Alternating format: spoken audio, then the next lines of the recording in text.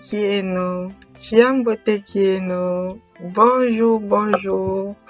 Voilà, je reviens pour sûrement terminer. Hein. Il y a des tonnes de choses à dire, mais je vais clôturer cette série. Et si j'ai de l'inspiration, je reviendrai la prochaine fois pour en parler sous une autre forme. Donc, pour ceux qui n'ont pas suivi, c'est la 4e vidéo que je fais sur la série,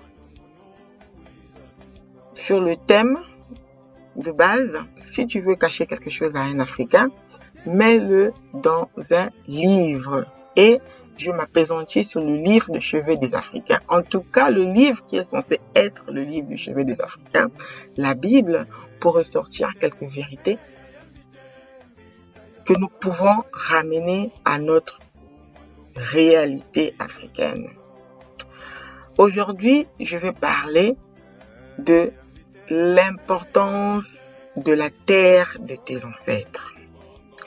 L'importance de la terre de tes origines.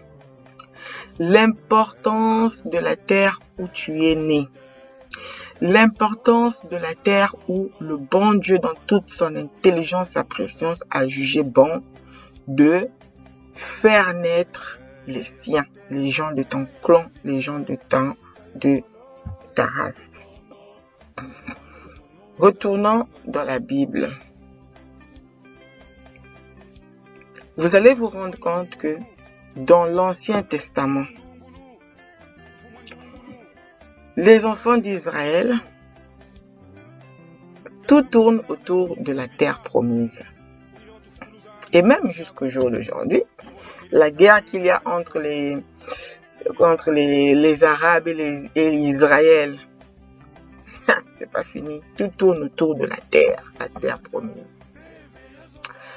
Et dans l'Ancien Testament, vous allez vous rendre compte que une fois que ce peuple d'Israël-là est rentré en possession de cette terre, chaque famille, chaque tribu avait un coin, un lopin qu'on leur avait donné qui était pour eux là où ils devaient prospérer. Là où il y avait leur héritage, là où devait couler leur lait et leur miel. C'était bien segmenté. La tribu de Juda, ils avaient leur coin. La tribu de Nephtali, ils avaient leur coin.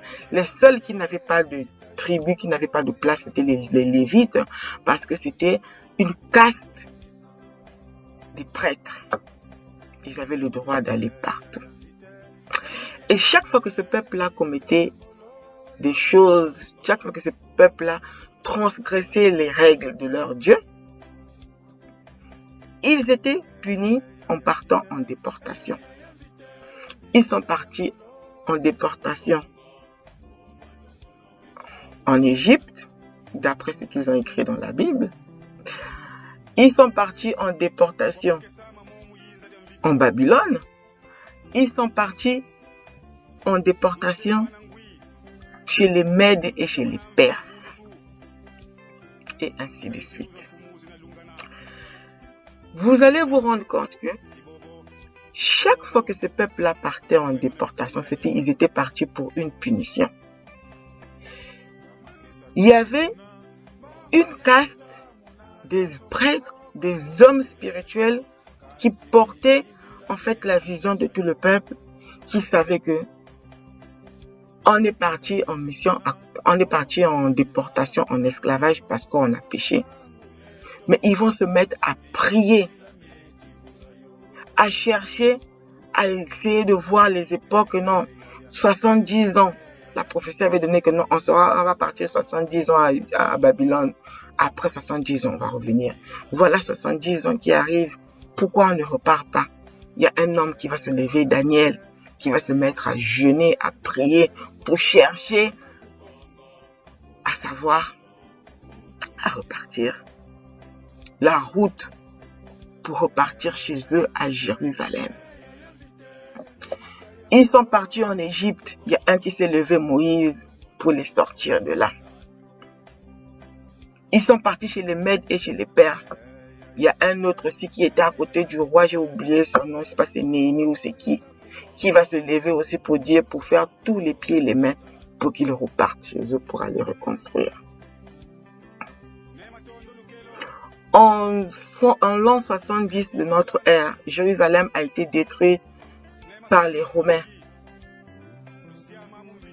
Il leur reste le mur de lamentation où ils vont tous les jours prier au jour d'aujourd'hui. Mais ils sont repartis. Aujourd'hui, quand tu vas chercher les informations, tu vas voir, ils ont recréé leur nation depuis 1945. Et il y a une migration massive des Juifs du monde entier qui rentrent chez eux. Pourquoi? Pourquoi? Parce que les promesses qu'on leur a données, que leur Dieu leur a données, sont rattachées à cette terre promise-là. C'est dans cette terre promise-là qu'ils vont voir couler le lait et le miel. C'est là la terre de la promesse. Daniel, prenons l'exemple de Daniel que tout le monde connaît. Il était devenu presque la deuxième personnalité après le roi. Mais il pouvait se dire que non, oh, ben je suis arrivé. La première puissance mondiale, la Babylone, je suis là, je rentre chez Nebuchadnezzar, je sors comme si tu rentrais chez Joe Biden aujourd'hui. C'est bon, je suis arrivé, je vais encore chercher quoi. Mais non, ils étaient attachés à leur terre. Le monsieur va se lever, il va faire un jeûne de 21 jours, il va chercher la face de leur Dieu pour qu'on leur ouvre la voie pour que leur peuple rentre. Et quand les initiés trouvaient que c'était le moment de rentrer et qu'ils demandaient aux gens de rentrer, personne ne pouvait dire que non, moi je suis arrivé, j'ai ma belle maison ici, j'ai ma voiture, je vais aller faire quoi là-bas? Tout le monde se levait, tout le monde rentrait.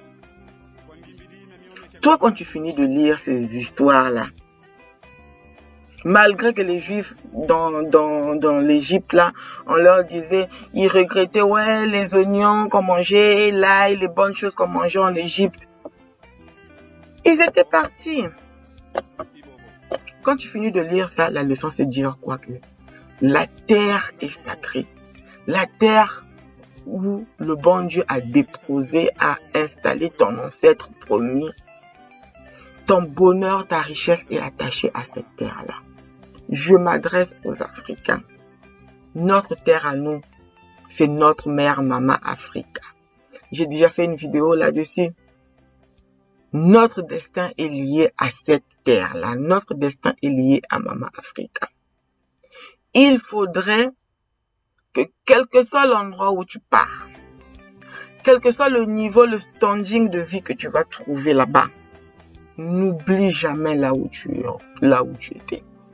Même si tu vas pas repartir, voilà, carrément et tout, mais n'oublie pas de retourner ta tête vers la terre d'origine parce que ta bénédiction est liée à cette terre-là. Le lait et le miel va couler dans ta vie par rapport à cette terre-là. Investis de ton intelligence, investis de ton argent, investis de ton énergie, investis de tout ce que tu peux disposer dans ta vie pour que la terre de tes ancêtres se relève, sorte de l'ostracisme dans laquelle elle est plongée aujourd'hui, sorte de la souffrance dans laquelle elle est aujourd'hui. Travaille pour que les larmes des enfants de Mama Africa qui pleurent aujourd'hui, qui meurent dans des guerres, qui meurent dans des maladies, qui meurent dans des choses tous les jours, travaille pour qu'ils sortent de la famine, qu'ils sortent de toutes ces situations-là. Révolte-toi, révolte-toi, révolte-toi. Tu es noir. Tu te retrouves aux Antilles, tu te retrouves aux États-Unis, même si tu as de parler français, tu vas pas peut-être m'entendre. Quand tu vas remonter de fil en aiguille, tu vas trouver un coin en Afrique d'où tes ancêtres sont venus. Qu'est-ce que tu fais pour ce continent? Qu'est-ce que tu fais pour que les enfants de cette terre-là puissent être bien? Quelle est ta part de contribution pour l'émancipation de l'Afrique, pour qu'elle se relève? Qu'elle vienne aussi participer au concert des nations, qu'elle fasse aussi entendre sa voix, qu'elle sorte de la position de victime, qu'elle apporte seulement, et qu'elle apporte aussi sa contribution. Qu'elle arrête d'être le magasin de tout le monde où on vient seulement prendre que demain aussi, qu'elle mette en valeur ses richesses et que cela profite à ses enfants. Qu'est-ce que tu fais? Sens-toi impliqué. Sens-toi concerné, toi qui me regardes, Africain, de tous bords. Sens-toi concerné, sens-toi appliqué, rattaché à la terre. La Bible que tu lis tous les jours, là, tu vois. Même Jésus, quand on te dit Jésus va revenir, Jésus revient bientôt, il ne va pas revenir sur le mont Kilimandjaro. Il ne va pas revenir sur le mont Nambemba, là-bas chez moi au Congo. Il va revenir sur les monts des Oliviers. Il va revenir à Jérusalem. Chez lui. Et même, on dit la nouvelle Jérusalem. On ne dit pas la nouvelle Nairobi. On ne dit pas la nouvelle Addis Abeba. Tout reste chez eux là-bas. Tout. On n'a rien à voir. On n'a même pas. Donc, du début jusqu'à la fin, quand tu cherches, même avec ta loupe, là, tu cherches, tu zoomes. On n'a rien. On n'a rien à voir de cette histoire-là. Mais on continue à s'accrocher. Accroche-toi si tu veux, c'est ton problème. Mais je te dis, reste accroché là-bas, dans ce qui ne t'appartient pas, dans ce qui n'a rien à voir avec toi, mais pitié, tourne la tête. Regarde quand même d'où tu viens. N'oublie pas tes origines, n'oublie pas d'où tu... Regarde, je vais encore parler, parce que je vais pas rire et je prépare pas ce que je suis en train de dire. Au fur et à mesure que ça arrive, je parle.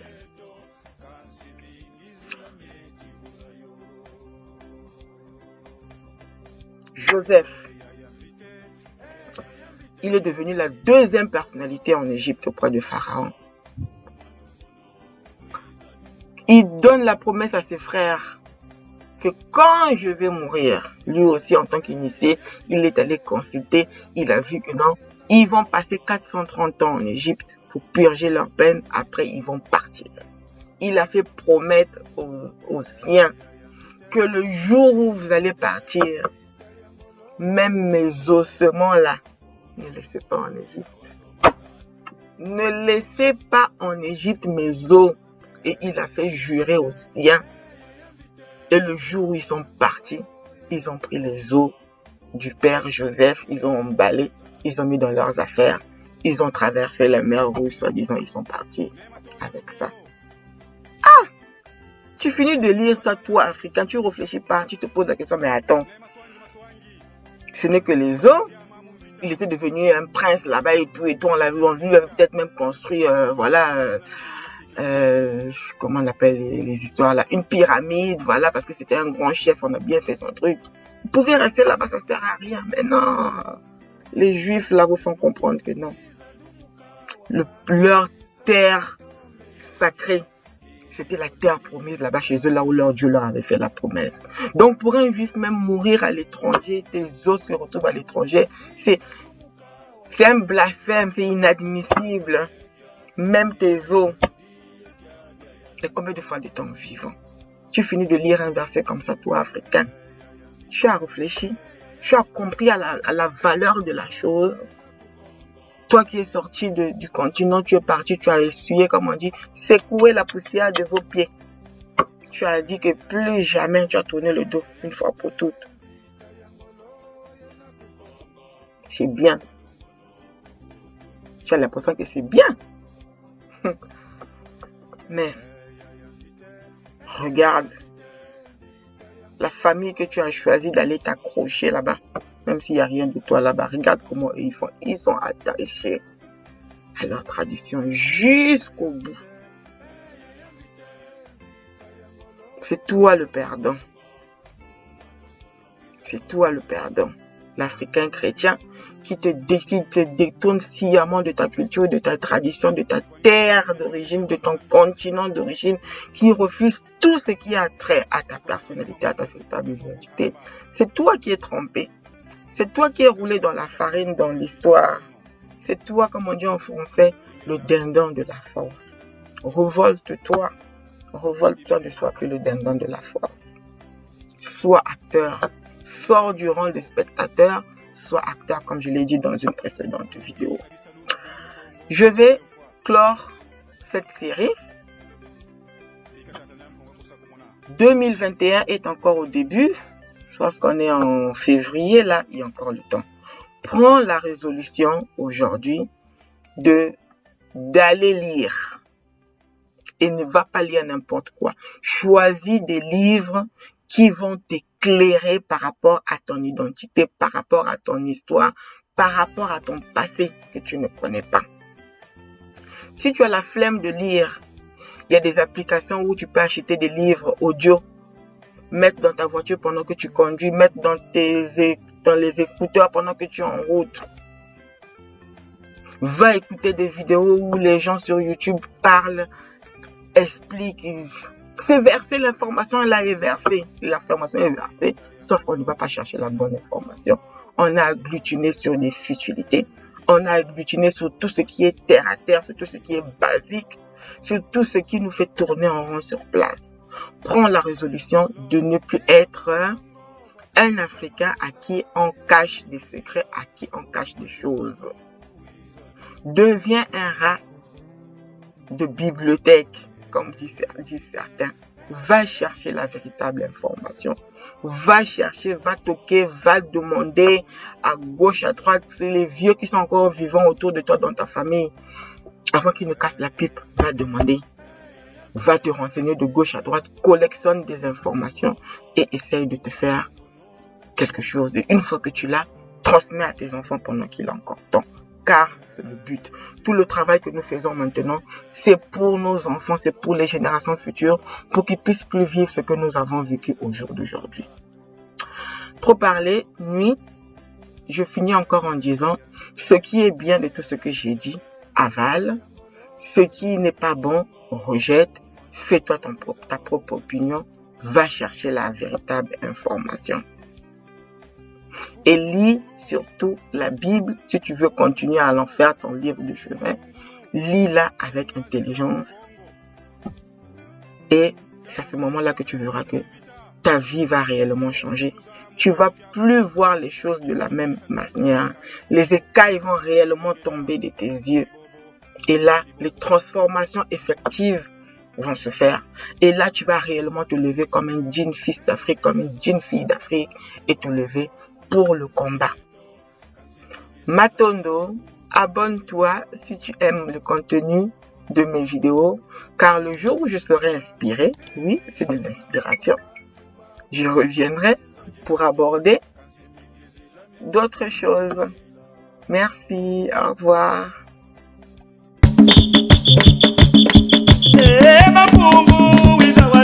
Mwana